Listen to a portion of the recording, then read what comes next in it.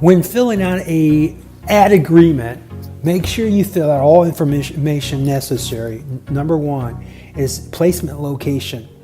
That's pretty much the name of the hotel that we're dealing with and or resort. If there are more than one hotel, you want to make sure that you put down every single name. So whether it's let's just an example, Comfort Inn, Days Inn, Holiday Inn Express. Make sure that in the placement location, all three hotels is listed. And then you also want to put down the name of the business. An example in our case here is Eagle Wings Whale Watching, with an address of 2617 Wharf, an email address of info@eaglewing.ca, the city, Victoria, BC, the postal code, and the name of the contact. Also, it's essential that you put down the name of the phone number, the fax number, and the cell number. It's important to put the cell number because if you need to get a hold of that person next year when you come back to do the renewal project, it's essential that you have a way to do that. If they're not physically at the location, the business operation, you can reach them by cell phone, so it's important that you get that information as well. Same is true of the email. It's important to get access to that.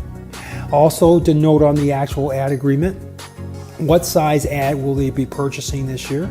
Will it be a full page, half page, quarter page?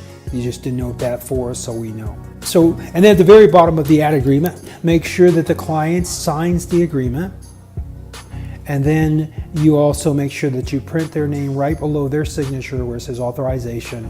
And at the very bottom, you will sign as the actual representative of the company. You can also go ahead and print your name if you want to.